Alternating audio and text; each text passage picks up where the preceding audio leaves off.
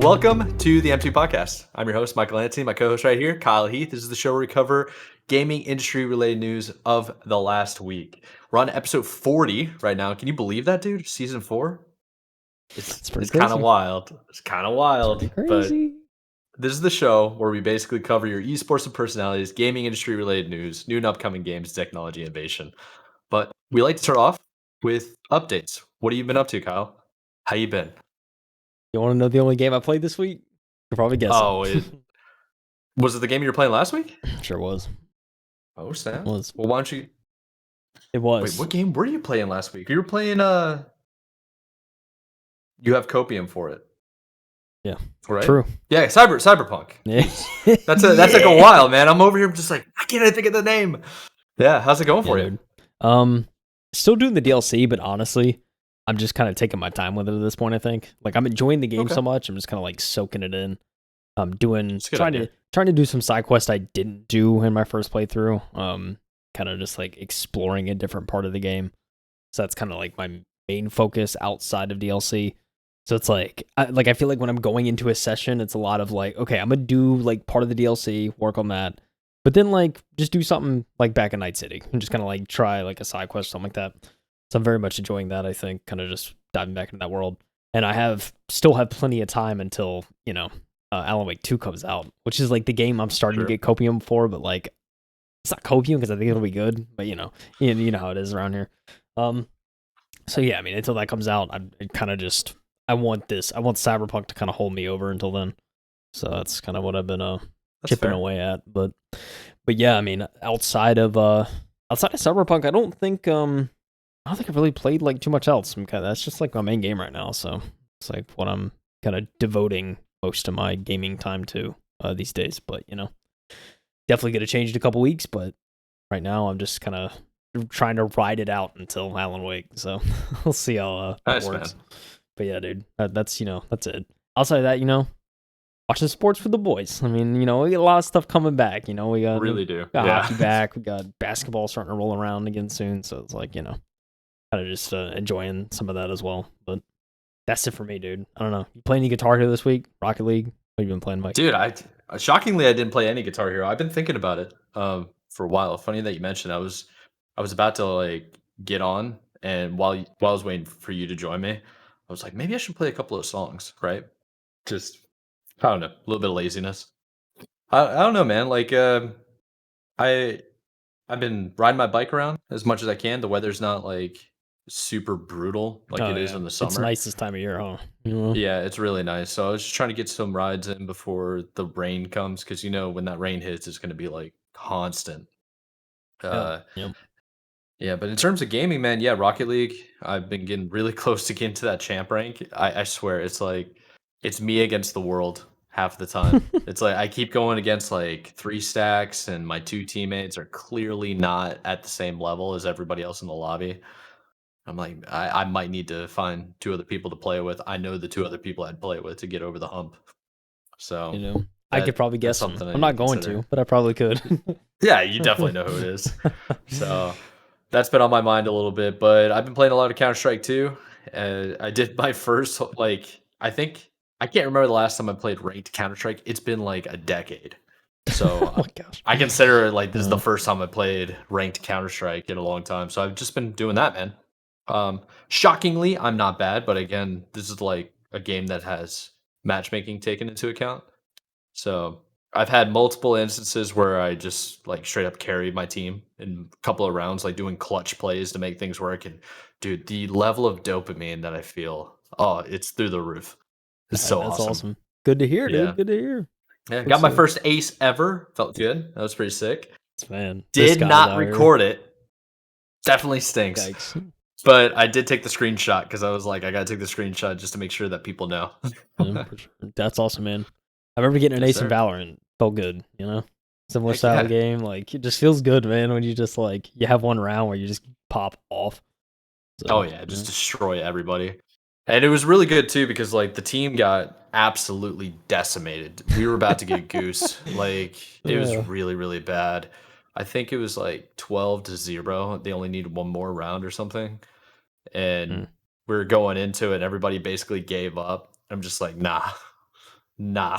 So I just took everybody out, got all headshots. They're like, oh shit, like everybody's freaking out, popping off, and I'm like, yeah, it was nice. And then I just messaged in the chat. I was like, I'm not getting goosed. Like that's the one. Like that ain't happening. So Yeah, true. Yeah, I respect it. Oh man, that's great. That's great, dude. So we have a ton of articles to talk about, all from Sony, which is pretty cool. Not all of them, really, but the Decent first few. amount, you know. Yeah, I Like would say half. 50%. Yeah, that's pretty good. Yeah, do we get like Yeah, we got some stuff to go over, you know. And then Sony announced a lot of stuff this week, which helps us. You know what I'm saying? You know what I'm saying, Mike? yes, sir. These announcements, and we got to start off. I know I probably could have ended the show with this one, but like I don't know, man. I just felt like if we're doing the Sony stuff, let's just like do it in one go. So we're starting off with a big one, you know. Probably the biggest Sony stuff to come out this week. Got this, of course, Tom Warren from The Verge reporting on it, as per usual. Sony's new PS5 with a removable disk drive launches in November. This new $500 PS5 will replace the original disc version, and in turn, its Ultra HD Blu-ray drive is a removable piece you can also buy for $80. Big stuff coming out here the next iteration of PlayStation. So, Sony officially announced a new PS5 model with a detachable disk drive and a 1 terabyte of internal storage, often referred to as a PS5 Slim, in quotes. This new model is slightly slimmer and shorter than the existing one, but will crucially replace both the PS5 and the PS5 Digital Edition. In the US, the new model will cost $500 with the drive included, while the PS5 Digital Edition will be $450. The new PS5 has a significant overall reduction in volume by more than 30% and up to 24% reduction in weight, depending on which model you end up getting.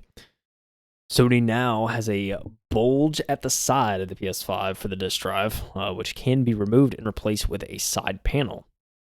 So they like kind of they have like a little kind of reveal video, a little 20-second preview kind of showing it. But if you look at it, it does. Kind of, yeah. I mean, I will say it's sleek.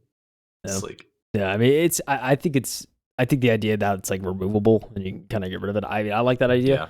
I think it was one of the things that, when it came to the PS5, like whenever the PS5 first launched, like you didn't have the ability to like have a choice, right? Like you either like once whatever you got, you were locked into kind of thing. So I mean, I think it's cool for them to kind of be like, let's give the consumer more choice, because it's always a beautiful thing. And in this case, if you want to get a disk drive, if you get a digital edition and later on you want a disk drive, I mean, granted, it is $30 extra in the long term, like compared to just paying $50 extra, like at the jump and just getting it. That's certainly a trade off, but I mean, I think having that choice is a huge thing. So I think it's cool to see. This isn't like a huge like hardware. Like this isn't like a PS5 Pro, right? Like this is just kind of a mid kind of cycle, just kind of slimmed down, which PlayStation I feel like is known for across all of their consoles. True. So that's definitely what this is. And continuing on the article, there are 4 separate cover panels with the top portion in a glossy look, while the bottom remains in matte. Said Sid Schumann, the senior director of SIE Content Communications, in a blog post. If you purchase the base PS5 digital edition, you can add the Blu-ray disc drive at a later date, as Sony is selling it separately for $80. There is now 2 slits on each side with dual USB-C ports at the front instead of USB-C to A ports that are available on the current PS5. The horizontal stand will be included with the new PS5 model, and the vertical one that works with all PS5 models will be sold separately at $30. Both new PS5 models also include 1 terabyte of storage now instead of the 825 gigabytes found on the existing PS5. So, slight kind of boost there in the storage, right? I mean, I feel like, because when I hear like the 825, like it makes me think like, is it like 100? What is it? 175 of like just OS files? Like it seems like kind of weird, right? Like just a random number. But yeah, the fact that they're kind of rounding that out is pretty neat. I mean, I think USB-C, like that's the new standard, right? So I mean, it doesn't surprise me that that's kind of the way things are rolling. Certainly kind of new stuff there. Yeah, and they so the new PS5 model will be released in November at the in the US at select retailers and at Sony's PlayStation Direct site for 450 without a drive and 500 with one. Will continue to roll out globally in the following months. Once inventory of the current PS5 model is sold out, the new PS5 will become the only model available. In Europe, it will be priced at 450 pounds. I'm trying. Is that euros? I'm trying to remember what the yes, currency is. that is euros. That's euros. For the You're digital correct. edition, 550 with the drive.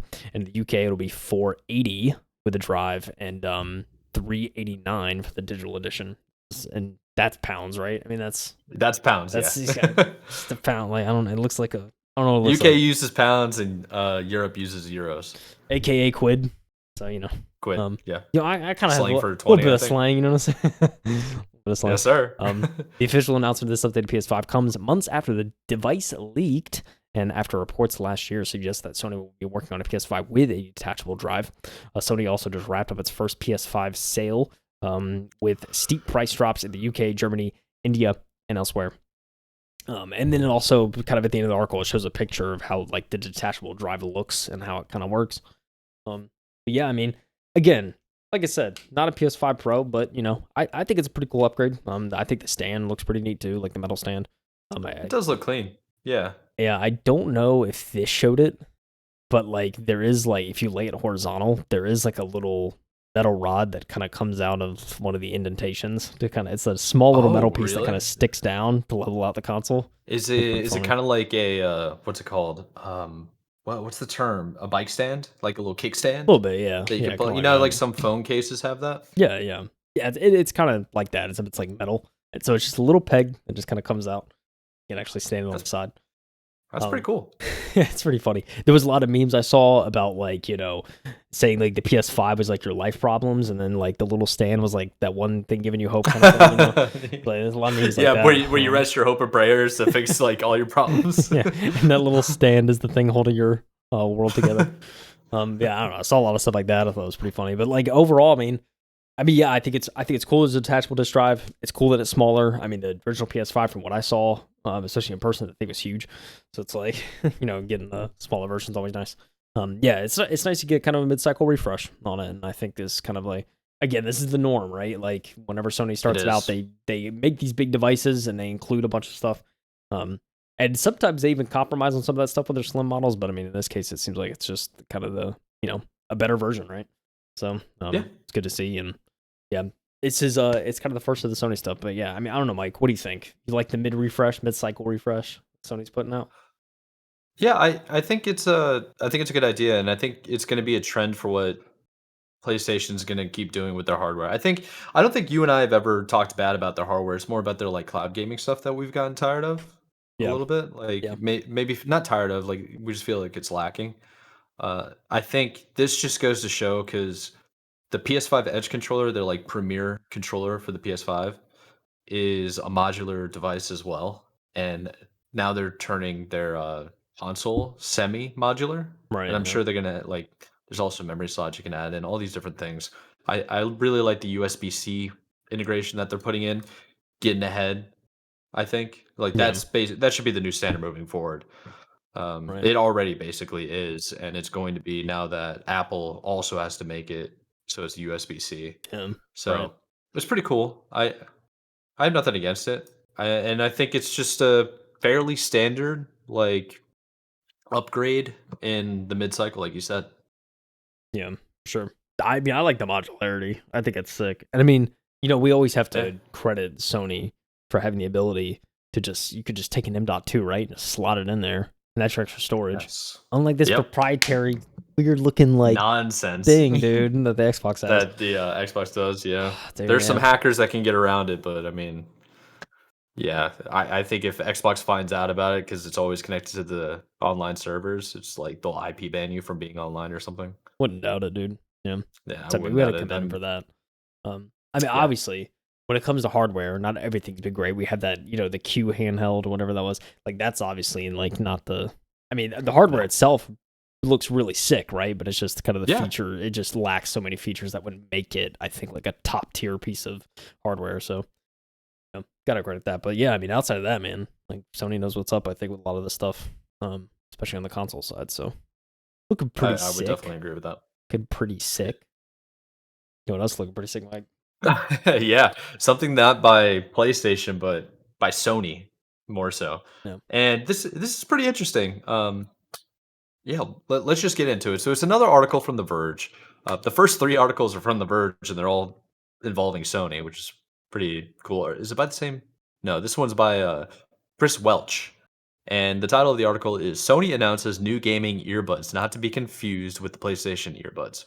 The $200 in-zone buds offer low latency and very lengthy battery life at up to 12 hours of continuous listening. Every time I see that now, 12 hours continuous listening, you sent me how many emojis of the eyebrows just Just up and down. It's like, yeah. up and down. Yeah, buddy, let's go. So let's just go ahead and get into it. So Sony Electronics has just announced the $200, $199.99, so $200 in-zone buds, its first gaming-focused pair of wireless earbuds. The company says the earbuds are designed to optimize battery life with up to 12 hours of continuous use and deliver audio at the lowest latency possible. Pre-orders begin today. At the publishing of this article was October 10th, so go check it out. And the new earbuds will ship this month. The in-zone buds support a variety of devices, including the PS5, PCs, and mobile gadgets. In most of those cases, you'll connect using the included USB-C dongle, which cuts latency to below 30 milliseconds. But the in-zone buds also support Bluetooth LE audio. Is that low? What's that? I don't even know what LE Yeah, stands for I have anymore. no idea. We'll figure that out. So it supports Bluetooth LE audio, which could be a meaningful inclusion if you've got a recent high-end Android phone. Sony is very much touting the 360 spatial audio capabilities of these new earbuds, but getting the most immersive experience out of them will require a few steps and software. So I believe this next segment is from Sony themselves. So sound field optimization creates a personalized hearing profile by taking photos of the user's ears using the 360 spatial sound personalizer smartphone app. What? Whoa. Are they using like bats sonar, like setting an echo in your ear to do a 3D rendering so they get Yeah, perfect 360 spatial audio? what it sounds like. That's wild. All right, so the in-zone buds go one step further through the sound tone personalization feature, individualized to the ear canal by playing test sounds from the driver units and using feedback microphones to measure how the sound fills the ear canal. There's no way I just said that. And that's basically what they're saying. Yeah, we actually do. We send signals into your eardrum, and then we see how it bounces back and do a 3D analysis. That's crazy. That is insane. All right, so based on the acoustic analysis, the sound is then uploaded onto the InZone Hub PC software, where further personalization can be done to curate a truly personalized spatial listening experience with unparalleled spatial sound precision. That's wild, dude. Dang. Only for $200 too. That's kind of nuts, I mean, to be yeah. honest. Yeah. So the in-zone buds are designed to remain comfortable over lengthy gaming sessions, so Sony shaped them in a way that produces minimal pressure on your ears when they're in. They come with 4 sets of silicone ear tips, including an extra small size, and Sony says they use Dynamic Driver X audio architecture as its WF1000X earbuds. But from what the company told Chris over here in the article, is that while you certainly can use the in-zone buds for music and other non-gaming entertainment, they aren't tuned for that. Either way, you're still getting active noise cancellation and ambient sound modes for situations where you might want to use either of those. Sony PlayStation division is nearing the launch of the Pulse Explorer earbuds, uh, which promises lossless audio and the new PlayStation Link protocol that lets them pair with the PS5 and PlayStation Portal with ultra low latency. And when you know it, they cost the same, $200. But the in-zone buds will have some native integration with the PS5 UX. You'll see their connection status, volume, battery level, and whether the microphone is muted. And Chris goes on to say that he wishes that Sony would plan things out to be better leveraged in its ecosystem and bring more cohesion to all of it. Why not make the products like the WF-1000X M5 and PS5 work together instead of churning out so many different earbuds? That's a fair thing to It's a fair say. point. I think it's a fair point. Yeah, I will raise that only because I deal with like the IEMs that are recommended that you use, and each one of those IEMs is like tuned for in-ear monitors for people that don't know are tuned for a specific type of instrument or a specific type of range of frequencies. So maybe Sony can't have everything all in once just yet because the technology isn't there. Okay. Okay. Yeah, That's a thought. that's fair. Yeah, I think that Just a could be fair. thought. Yeah, it seems to me that the in zone buds would be the best option for people of everyday use that aren't. Well, first of all, if you're a competitive gamer, you shouldn't use wireless earbuds. That's just my opinion. You should always use wired. But if you're like a casual gamer and you just want to have an everyday driver, kind of that will get you from like point A to point B in a comparison level to sound and what you would like to use, maybe going to the gym, you just want to have something to listen to, or you like listening to podcasts. Shout out to us. Shout out. Um, just like that might be the earbuds to go with. But if you want something very specific to gaming, which matters, by the way, like gaming has a very unique thing. Like for certain games, like shooters, you want to have like good high pitches, then low um, grenade blast, like that kind of stuff. Like low levels for grenades and like understanding spatial awareness and stuff to really tune in. That might be more towards the Sony PlayStation's Pulse Explorer earbuds. Um, But yeah, I think it's good evaluation. I think I feel like if you want a good, nice noise canceling, spatial audio tuned piece of earbuds that is not Apple AirPods, yeah, it's probably for you. yeah, you know, true. yeah, but I think I think it's really cool they do the active noise cancellation. I think that's like I feel like especially for earbuds and headphones nowadays, I feel like it's almost a must to have some form of noise cancellation, right? Yes. Like active noise cancellation. That is. And I know like because even some gaming headsets too. I mean the new Steel Series headset though, right? Not probably not so new anymore, but like the Nova headsets. I mean those Yeah. have active noise cancellation. Which I think is pretty dope. So especially in environments where probably want to tune everything out. Yeah. Yeah, and if you're like in a city and something like that, you're walking, right? Like you just want to shut out the world or something, then yeah, I think Yeah. having some Activate it. have some active noise cancellation can really help. So, yeah, I don't know. I think for everyday use it could be really cool. I'd be interested. I'm really interested to try that like spatial audio kind of tuning, see how effective it actually is, or if there's actually a noticeable Sure. difference. Like I like the sound of it, but it's one of those things like unless I tried it, I'd be like feel like it wouldn't be that different from other earbuds with active noise cancellation. But I don't know. I could be wrong. What do I know? Like No, I would like to check that out too. I think it'd be a good idea. $200, I feel like it's kind of pricey. How yeah. do you have Apple AirPods? I have like the Are those Gen 1, but like aren't those they are going for like now like $250 or something like I that? think yeah like the pros and they're a Yeah, lot. yeah. But I know those are fantastic. And the cool thing about those earbuds that I think you get your money out of is when people use them and they're talking to people, like using those earbuds, the mic is really good, Oh yeah, and they figured that out. yeah, And I can say that like I have some stuff like the IEMs that I got that my wireless ones, they have a mic for them too. And I try to communicate with people and it'll work when I'm indoors. But usually when I'm calling, I'm out and about and like I live in the city now. yeah, So if I'm out on the street and a fire truck goes by, you can't hear me at all. You can barely hear me when the wind blows. So yeah. it's like it completely defeats the purpose. So I'm curious if these Sony earbuds, both of them, will have good enough mics that if there's things in the background like wind or cars passing by or like whatever, if you're at a park, you can still be heard. Right, yeah. So Yeah, I mean, and to that point too, I think Apple's always gotten audio like nailed pretty they firmly. really do. I mean, even Yeah. like even the older MacBooks and stuff, like that was one of the things about the MacBook is like the mic on it was insane. Like just out of the box, like you open it up, It go was on a really video good. call, it's like That's a really good quality. So I mean, yeah, it's like something I feel like Apple's always like been really good about. It's something they've always prioritized. I feel like in their R&D. So doesn't surprise me. But yeah, yeah, dude. I mean, AirPods I think are yeah, I mean, I think they're great. It's one of those things I have like. I mean, I still use these. I mean, I've had these for like 4 or 5 years, and like I use them. I think at some point I probably will upgrade to like a pair of the Pros just so I can have the active like noise cancellation.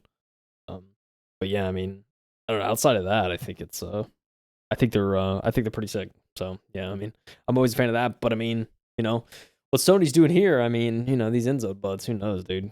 They could be they could be something that people check out, and they're certainly trying to have some way to personalize it and kind of make the experience a little better. So gotta give it to them for that. But yeah, it's interesting. I mean, I think the inclusion of like a USB-C dongle is pretty dope too, because like it'll make probably connecting to stuff easier. If it's not Bluetooth, if of course it's not Bluetooth, it'll make it easier. But yeah, it's interesting stuff. I'll say that. Definitely interesting. I will say it looks very sleek, very clean, and I'm into it. Very much looking forward to people reviewing it. Oh, show. You know what else you're gonna review? Is how people might feel about the next topic for Sony. Yeah, I agree. So, ladies and gentlemen, are you ready for this article title? I don't think you are. Sony. No, I'm not ready. Sony will let you stream PS5 games to the PS5 very soon. Okay. Boom. Go. Thanks for watching, guys. We'll be back next week. When? All right. The Verge. Jay Peters. I love how each Verge article we've gotten, different author. It's pretty crazy. Yeah. All 3 of them we've been covering for ages now. It feels like. Yeah, so depending on what region you live in, you might be able to stream PS5 games in a matter of days, Mike. Hear that? Matter of days. We better begin it first. Not months. Northern days. Hemisphere gang. Sony is set to officially launch the ability to play cloud-streamed PS5 games on your PS5 in Japan, Europe, and North America, beginning later in October. The company announced in a PlayStation blog post on Wednesday. Streaming PS5 games will be a perk for people who subscribe to the PlayStation Plus Premium, the most expensive tier on Sony's PlayStation Plus offerings, which recently got a price hike. Sony plans to roll out the feature in phases, with the below-target releases for each region. Guess who gets it first, Mike? Japan. October 17th. Europe gets it the 23rd. And North America, the day before Halloween. That's crazy, bro. You know? I mean, I understand it. Because, Japan-based company, but like, dang. Yeah. 2 weeks afterwards. Regardless, very happy for Japan and Europe. To start, Sony is promising that you'll be able to stream select PS5 games, but it plans to have hundreds, in quotes, of PS5 games available for streaming down the line. Cloud streaming compatible games will include titles from the PlayStation Plus game catalog, digital games players might own, like Resident Evil 4, Genshin Impact, and Fortnite, and even game trials for titles like Hogwarts Legacy, The Witcher 3 Wild Hunt. However, Sony didn't specify which of these games will be available when the feature initially rolls out. Sony also says you'll be able to pick your preferred streaming resolution, with options including 4K, 1440p, 1080p, and 720p. However, Sony says that PS5 game streaming will only work on PS5s at launch, which leads Jay Peters to think that you'll be able to stream PS5 games to other devices at some point in the future. Don't you love like the wording? You can dissect the wording in a lot of this stuff. Okay. But like, all right, Sony. Okay, what we doing? Yeah. It sounds like we're gonna be able to get some mobile games up in here. Well, not mobile games, mobile gaming. Mayhaps. Imagine playing, dude. Imagine playing Last of Us on a phone. PS5 on my phone, dude. That'd be sick. That's so sick. Sony has been gearing up for a cloud gaming push for a while now. I would agree too. They kind of, a little late, but they're getting here. You know what I'm saying, Mike? Like, it takes a little bit. It is, yeah. Very late. Starting its official test of cloud stream PS5 games in June, cloud streaming seems like it would be a natural fit for the forthcoming PlayStation Portal handheld, but that device only supports streaming games over Wi-Fi from your PS5. Sad. Fingers crossed that the cloud stream to PS5 games will work well. We'll look forward to trying them out to see how well they play. Oh, Mike. Let's go, dude. It's finally happening, dude. Let's go. By the way, real quick, I don't know who has the internet capabilities to do 4K streaming of Sony games. Just saying. I don't know. That's gonna be hella latency. You need, but you better have a gig at best. A gig at least. Well, not just that. You need like barely any ping. That's true too. But you know hardwired in. You know what I'm saying? Hardwired in. You gotta cut out that middleman, Mike. You have to. Yeah. You know what I'm saying? Plug directly into the server like Neo in the last Matrix. Oh man. I mean, dude, this is the thing. Like we've talked about xCloud for so long, and like xCloud is great. I think it is. And like I think like when I was playing Fable 2 on xCloud. This is cheaper, by the way. Yeah, it is. Like when I was playing Fable 2 on xCloud, I think the biggest thing was like there definitely was noticeable controller latency, but at least for me, in a game like that, it didn't affect the gameplay to a point where I didn't want to play, you know? So it's like, True.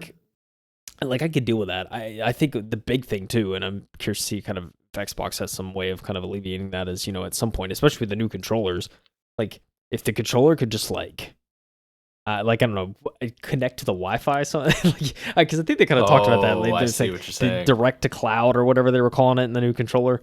Like if there was a way to kind of cut out that middleman between the console and like the server kind of thing, and I feel like they're trying to engineer some way to do that.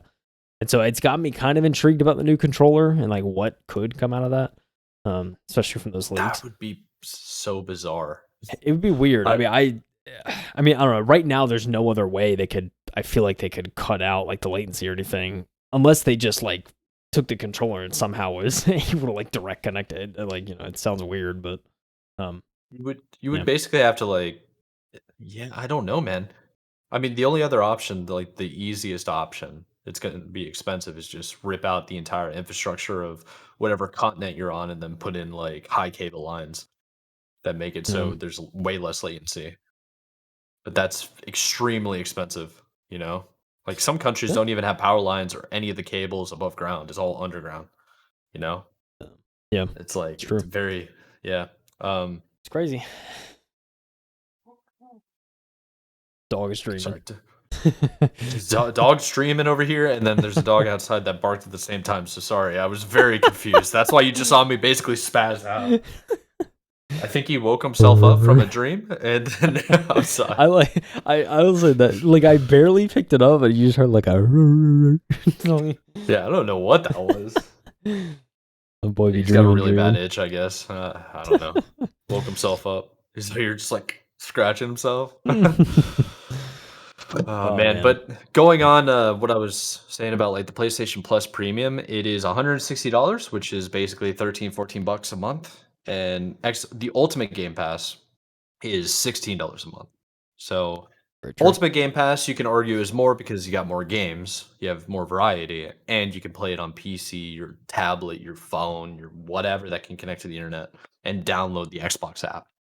So might be worth the $3 more. But yeah, it's good. It's really good to see, though, man. This is exciting. This is really exciting. Like we're one step closer until I get a Sony TV and I get to play PlayStation games, bro. Oh yeah. It's one step closer to the dream of MadMike. You know what I'm saying? Yeah, that's what I'm saying. That could be the other device. It's like some people forget Sony has a lot of stuff out there, man. A lot. So yeah, I'm excited. They sure do.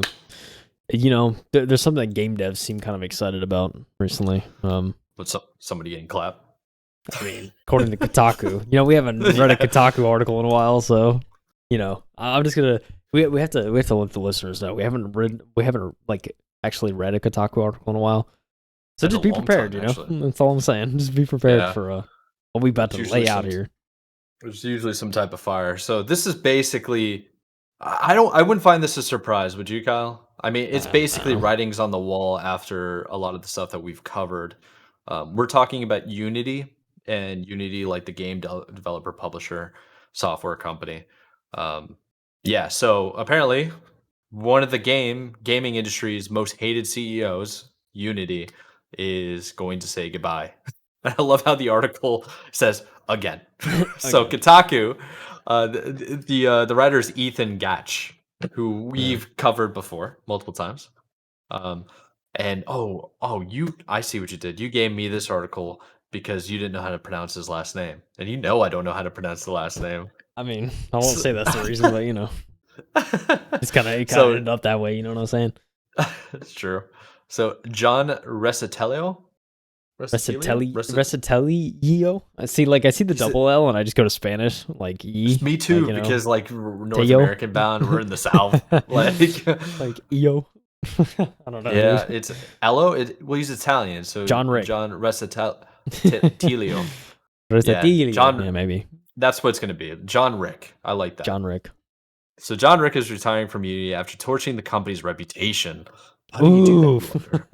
Let's get into it, bro. So CEO John has retired from game development software company Unity after possibly its worst month of bad headlines ever. The tech company that slowly morphed into an in-game advertising firm announced a confusing and seemingly predatory new set of fees for game makers in September, only to walk the policy back after studios threatened to abandon the Unity engine moving forward. Sheesh. Yep. James Whitehurst, former head of the IBM acquired open source software company Red Hat, will take over from John as interim CEO, while Unity's board of directors search for a long-term replacement. It's been a privilege to lead Unity for nearly a decade and serve our employees, customers, developers, partners, all of whom have been instrumental of the company's growth, says the CEO that is out the door in a press release. He also continued saying, I look forward to supporting Unity through this transition and following the company's future success. John joined Unity back in 2014, shortly after leaving Electronic Arts. Oh, well, that explains it. It explains everything, Mike. Oh, oh man, that explains. Okay, It I had to explains walk that everything. one. You worked at Electronic Arts and you got greedy at a different company? Oh, no way. No way, dude. That's crazy. Who would have thought? Not me. Not me. Oh, jeez. All right. Let's continue. We got a couple of paragraphs on this one. So, I guess at Electronic Arts, he oversaw the game engine's company shift from one-time licensing fees to an ongoing subscription model, launched the IPO in 2020, and made a series of acquisitions. Jesus Christ, this dog. Including the in-app monetization firm Iron Source in 2022.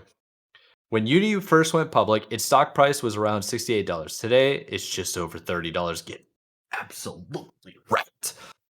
Destroyed. God. Alright. Once synonymous with the explosion of creativity and experimental design in the indie gaming space, Unity is being left by John a month after a bungled? Yeah, bungled? Bungled? What I is that? think it is bungled. I don't know why. It's a weird choice of My words, man, but okay, where you at? Ethan Gatch? Interesting choice of words, brother. Bungled new monetization strategy rollout burned bridges with tons of makers. The initial messaging made it sound like game developers might be charged fees every time their game was installed, including retroactivity. A follow up apology by President and General Manager Mark Whitten later clarified that the new terms would only apply beginning 2024 and laid out much bigger carve outs for smaller studios whose games don't hit a certain threshold of income. But for many developers, it was too late. Their trust in the company had already been irrevocably, yes, irrevocably. irrevocably. Yes. Oh, Oh, we made it, boys. I studied I engineering, like not that. English. I like that. Shaken. Relogic, maker of the Steam hit Terraria, pledged $200,000 towards the creation of a unique competitor, and Slay the Spire dev Megacrit says it will still move to a rival game software platform, Godot. Sheesh. You know what my choice? Rethinking. Hold on. You know what my choice of words Yeah. here is? I would Hit me say with it. that Unity being left Yes. by John a month after it botched its new monetization strategy. That's what I would say. That's what I would say. Yeah, fair. Okay, continue. So, rethinking monetization more aggressively was also on John's legacies at EA. His 7 years at FIFA, now EA Sports FC, and Battlefield publisher saw it experiment with day one DLC, microtransactions, and a focus on post-launch content. Brother, let me tell you something real quick. Little bit of a rant. Just you're doing the flex. Real quick. Day one DLC sends me to another realm of tilt, like to a shadow realm of tilt, because it's like, bro, if this is like, it really upset me. Not for free to play games. It is what it is. Okay. But like when you paid 60 plus dollars for a brand new AAA title, and then you load up and they're like, here, check this link to go download the new maps. It's like, what do you mean the new maps? This game's brand new. If you don't like, because you know what that means, right? It means they finished the game, but while they were finishing up the game, they were simultaneously making more things for the game, and they launched it without it being in the game. Like they finished it. Just put it in the game, right? It would probably be a more complete game too if you just put the content in the base game. You know what I'm saying?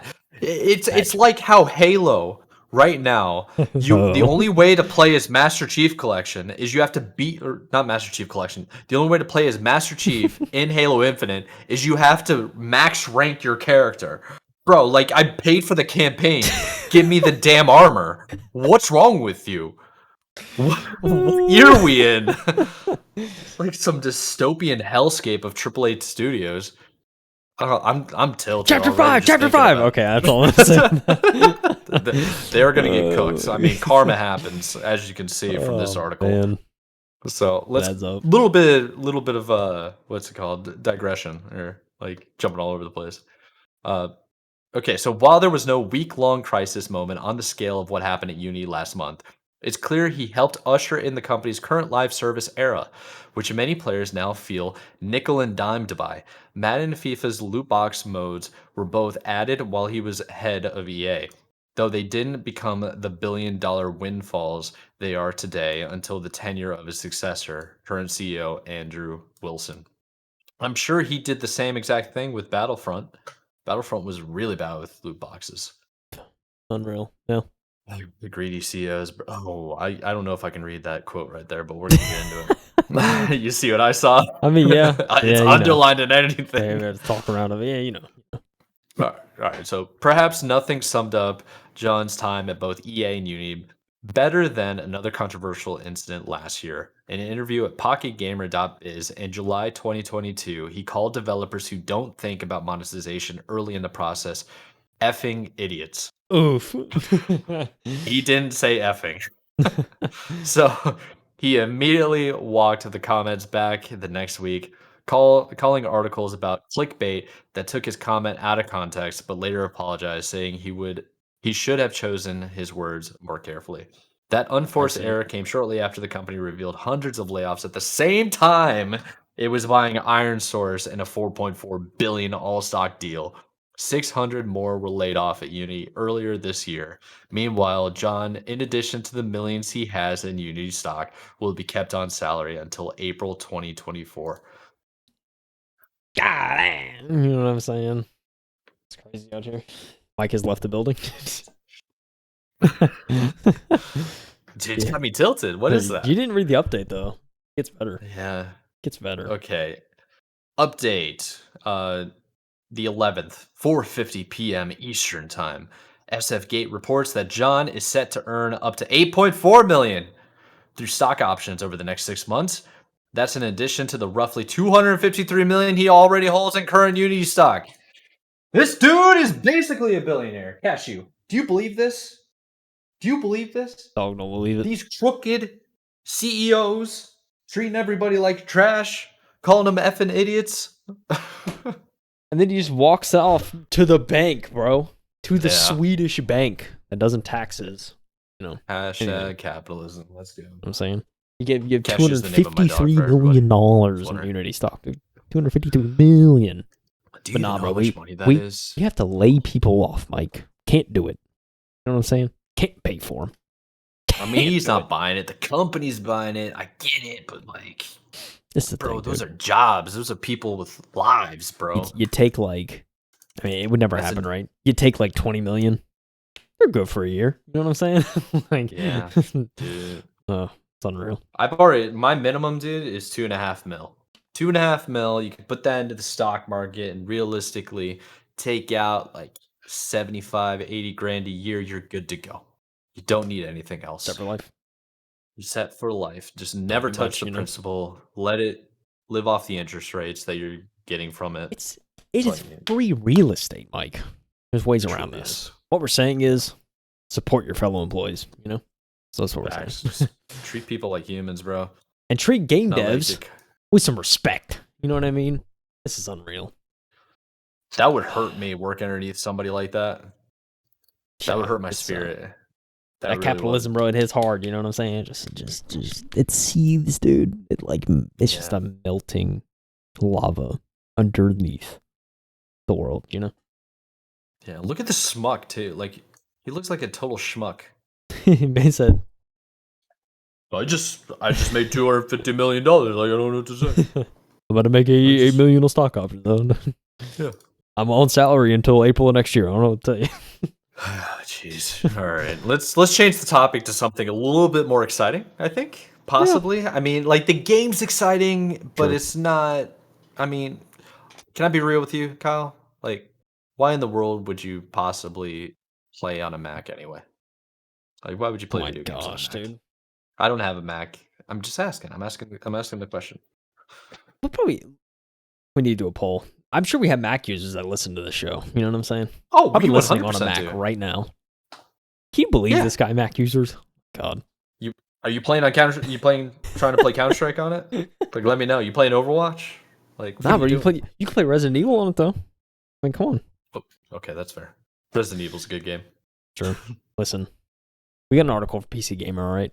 Rich Stanton over at PC Gaming. He says, Valve is drawing a stark line in the sand with Counter-Strike 2. They're saying bye-bye to Mac players, and one that I think I'm surprised I didn't do this already, 32-bit systems.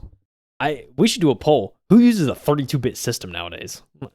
Dude, there's probably more people using like 32-bit systems than there are people using Mac. Like, for gaming, for gaming, yeah, for gaming. But you know what's awesome? The Linux operating system remains supported. Linux. We don't talk about Mac, Mike. Linux. All right. Yeah, I don't even want to get into that. I'm sorry, Mac users, but these Linux guys, these programming geniuses. All right. Nerds. Counter-Strike 2 seems to have got off to a solid start. And according to Mad Mike, he would support that statement. But a few weeks after launch, Valve has announced some big decisions. These will only affect a small number of players, but even so, this is a real line in the sand that reflects the developer's ambition to develop this game for a decade or more. What do you think about that statement, Mike? You agree? Decade or more? Oh, Counter-Strike 2? Yeah, for sure. Yeah. I mean, yeah. I think that's fair. To just like add a little bit more context to Counter-Strike, they do have problems right now that need to be addressed before I can consider like esports ready. Oof. And yeah, I don't know if you follow any of the pros on Twitter. X. They are they're upset to say the least. The hitboxes are inconsistent.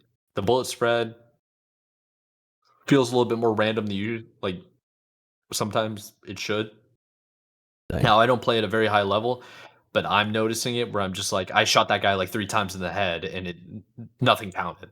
It's like I saw my bullet go through him, and yeah, and it's not a connectivity issue when I'm pinging like less than 15 every server. So.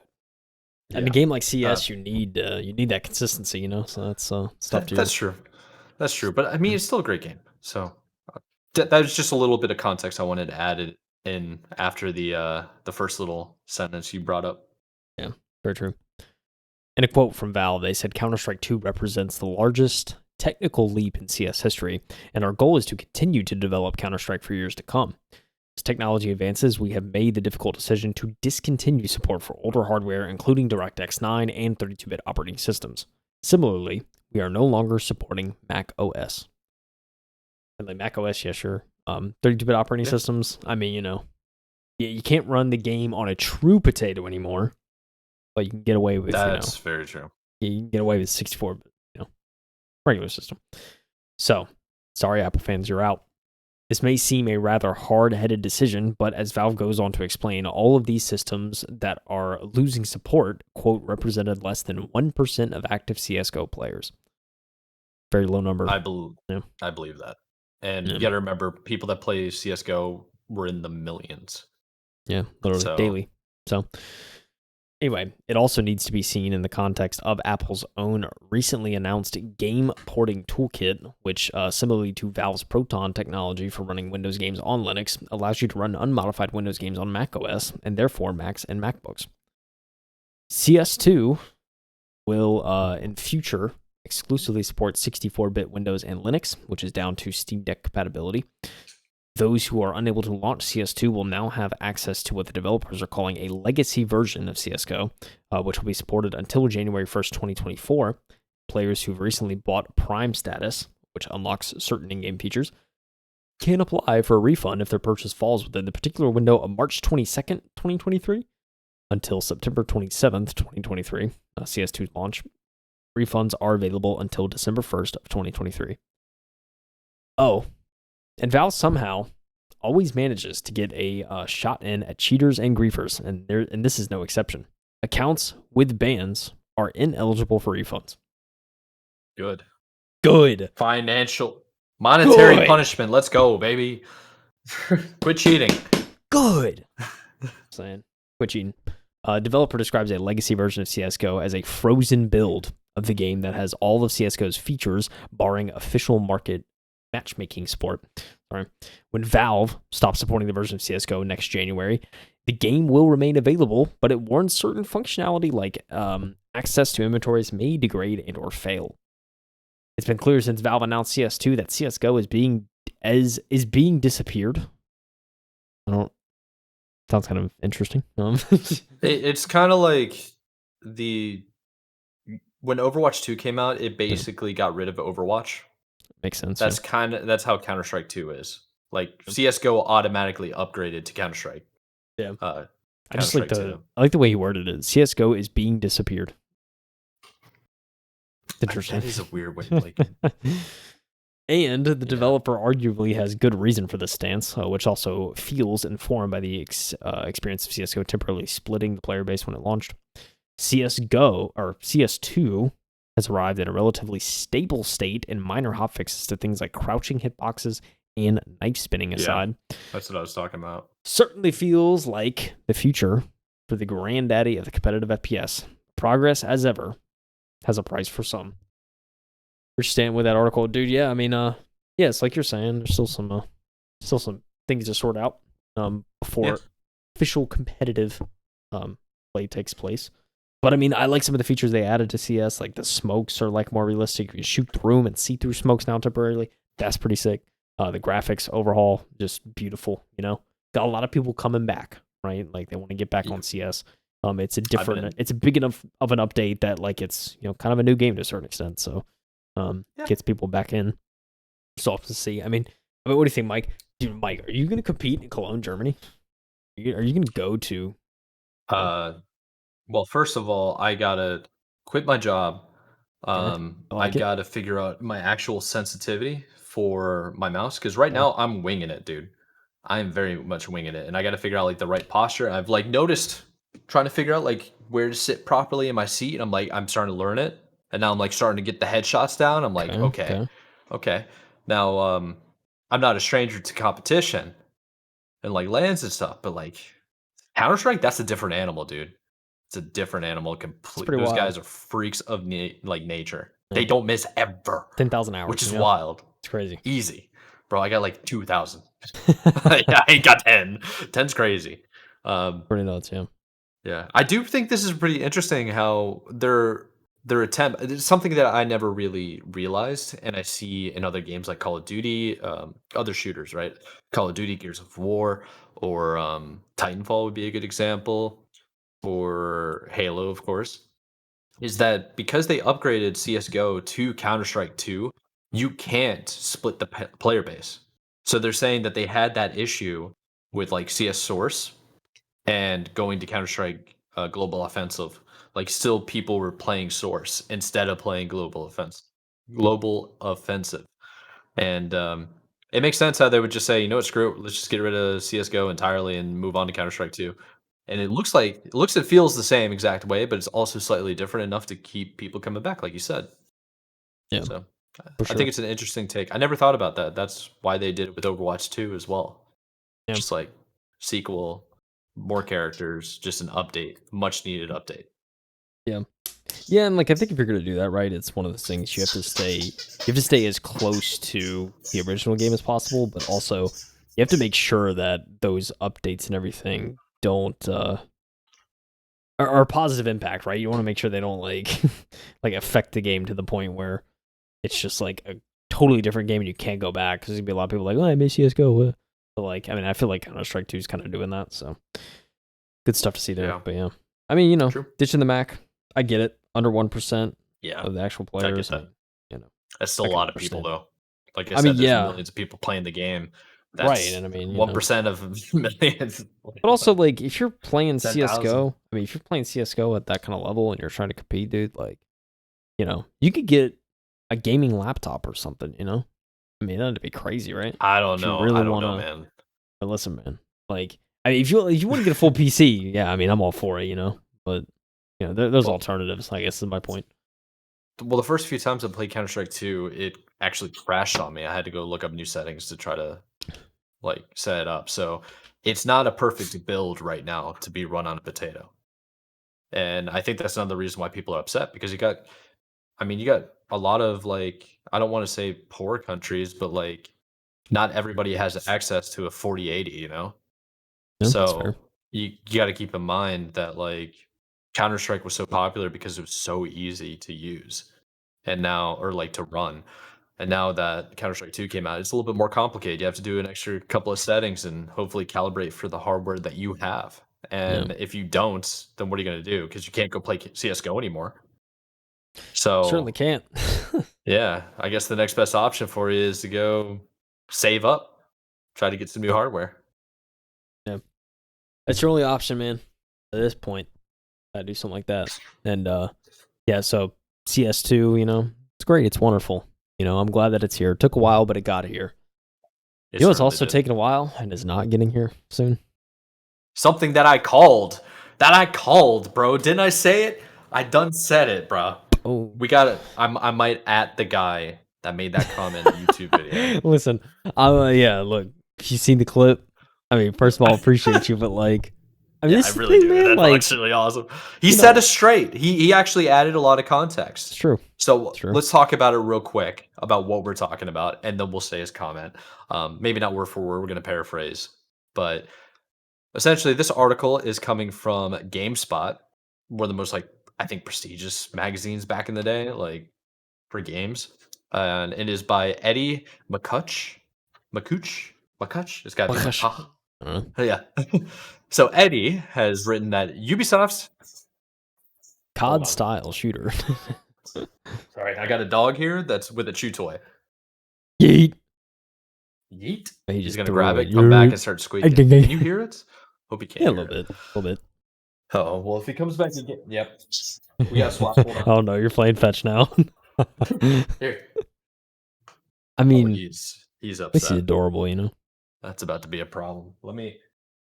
All right, I'll hold a different chew toy behind my back. We're good to go. So this article by Eddie at GameSpot is about Ubisoft's CoD-Style shooter XDefiant delayed indefinitely.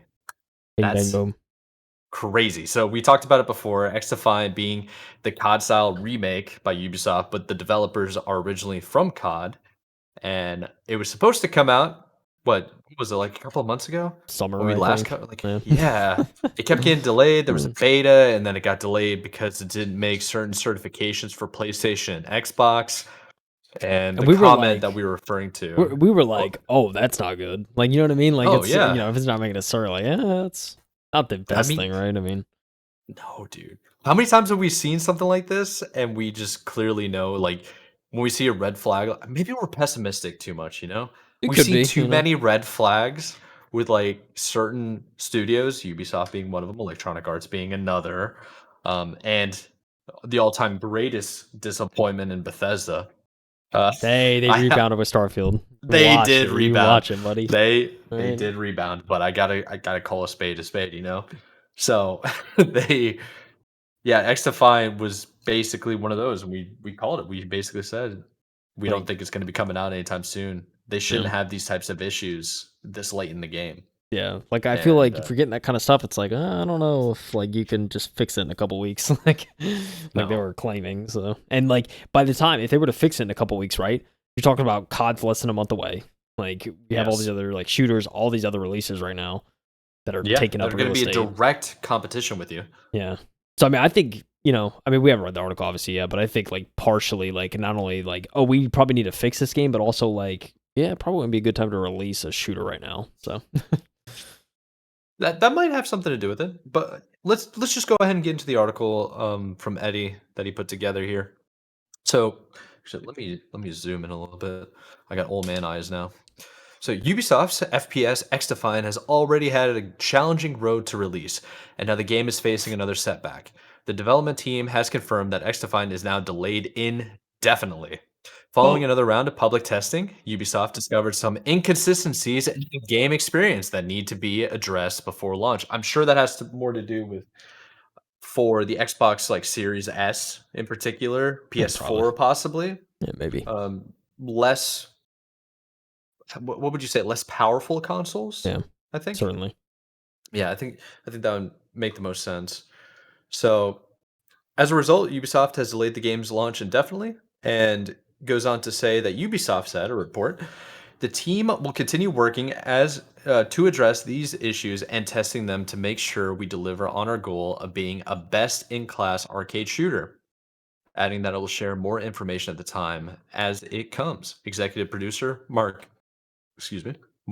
Rubin, who previously held that role on a number of Call of Duty games, released a statement about this as well.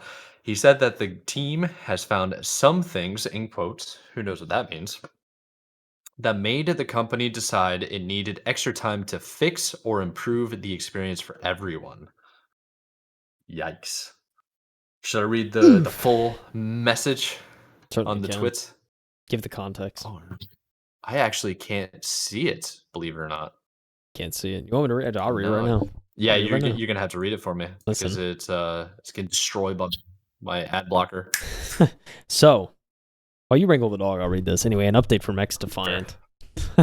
A message from the XDefiant team. They said in the post on Twitter on their official play at PlayXDefiant. They said thank you to everyone who participated in our recent public test session, and continues to stand alongside us as we build XDefiant. The PTS once again showed us your appreciation for our fast-paced game, gunplay, uniquely crafted maps, objective-driven modes, and iconic faction roster. But it has also surfaced some inconsistencies in the game experience that we need to address prior to launching our preseason. So we made the hard decision to delay the preseason of XDefiant. The team will continue working to address these issues and testing them to make sure we deliver on our goal of being the best-in-class arcade shooter. We'll share more information about preseason and testing as it comes. Thanks again for your support. We're working hard to make something really special, and we couldn't do it without you, the XDefiant development team, a Ubisoft original. Wow.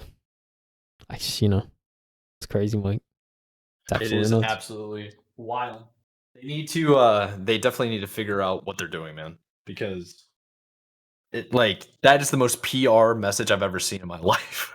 You know what I mean? Like, Yeah. we're working on it. I swear it's gonna come. I promise. We got to figure some things out.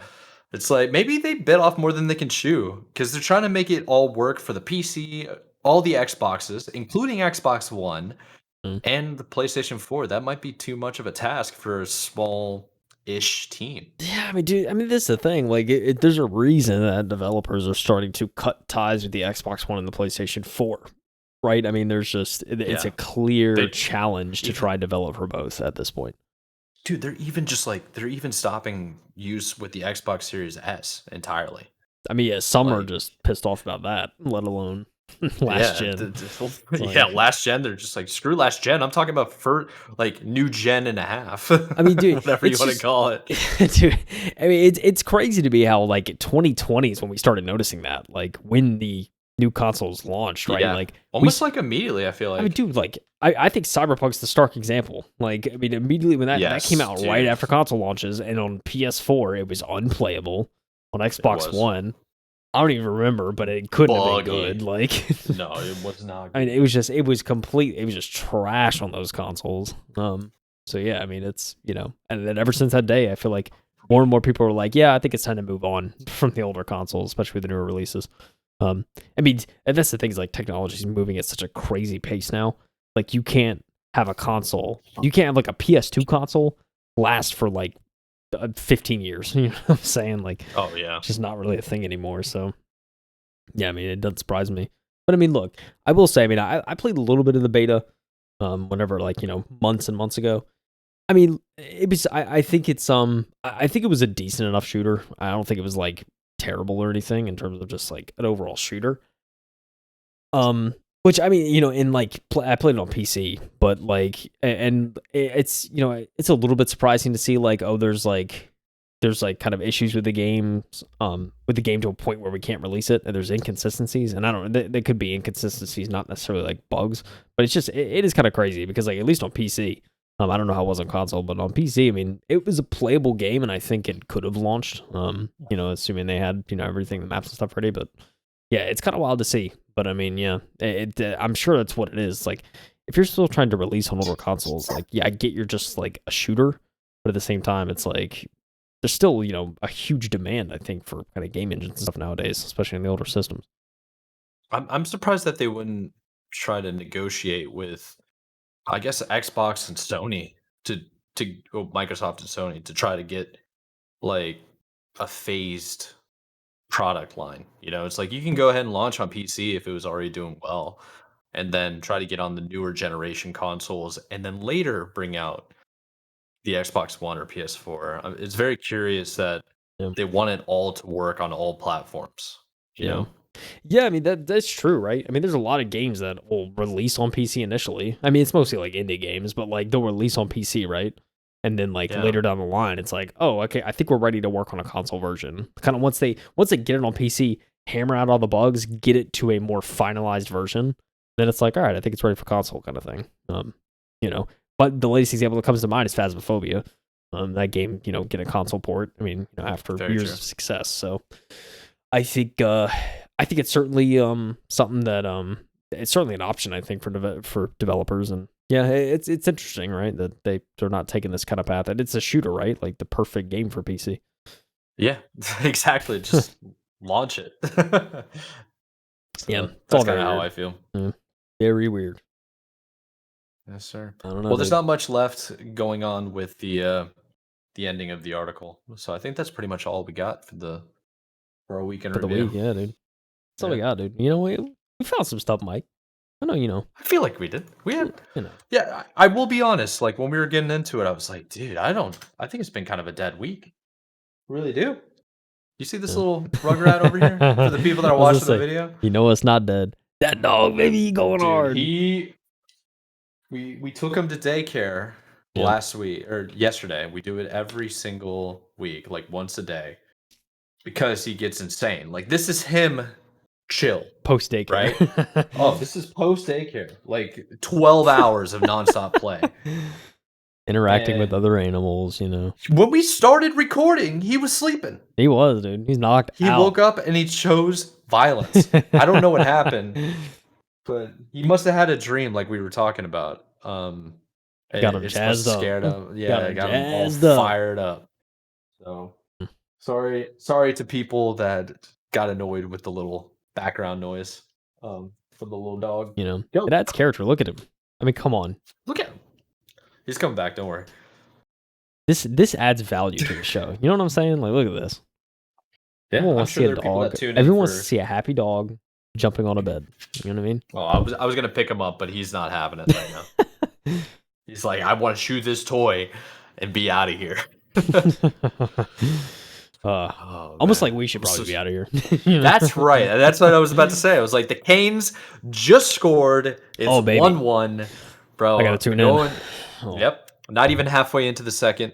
And they're very physical, very fast, not very young anymore, but very fit team. So the goals start coming a little bit later in the rounds because they go full throttle the whole time and most teams can't keep up. So the goals usually come in end of second, early thirds. So we hope this continues. Look, see, end of the podcast, a little sports talk, dude.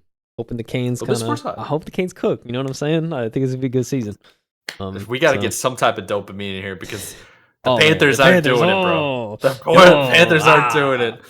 That might be the last time we wear our jerseys on stream, man. Dude, oh man, yeah, it's not looking good. Who knows? Maybe next year I'll muster up the copium to put on the jersey again. But yeah, it's this season, man. It's not it. Fair. It just is what it is, dude. That's how it be. But yeah, dude. But a good thing for that, Hornets played back in a couple weeks. They had a first preseason game last night. I mean, LaMelo played a little bit. You love to see that.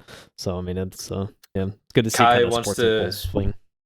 Yeah, Kai wants to get transferred out because somebody held him accountable or something. I don't know. Yeah, I think I actually saw some that they actually are waiving him. So I don't know what's going on there. It's wild, man. So stupid. Crazy stuff, dude. Ladies and gentlemen, it's been the M2 podcast. Gave you gaming news. We gave you gaming news. You know what I'm saying? Yeah. Thank you guys for tuning in. Anything you want to see is going to be all the description, every link, timestamps, all the things that we covered this week's episode down below in the description. Wherever you're watching, wherever you're listening, it's all there. Yeah. So we appreciate you for tuning in. Do you have anything to finish up on, Kyle? Or are we closing out like this? I'm in. PS5 is looking good, dude. Get a new PS5. Get in the market for one, or wait for a Pro. I don't know. They may do a Pro at some point. So. I think we're going to be a couple of years away from that, only because they just did the modular one. Maybe. Well, you know what it is soon, though? Switch 2. Switch. Oh, yeah, there's been a lot of rumors. We got to get excited. There's been rumors for like 3 years, though. So we are also 2 months from the Game Awards. So, next big show. We are almost like, exactly 2 months, right? It's December 13th, I think. Yeah, something like that, yeah. Yeah. Well, without further ado, we'll let you guys go. Thank you for listening. We appreciate you for tuning in. We appreciate you liking. We appreciate you subscribing. Appreciate you commenting and telling us we're wrong. Absolutely love it. And if you want to check us out on Twitter or X or whatever they're calling it now, come hang out with us. Poke fun. And without further ado, I'm MadMikeWillEatU, co-host right here, Kyle Heath. We appreciate you again. Thank you very much. Have a good one. Peace. Bye, everyone. See you.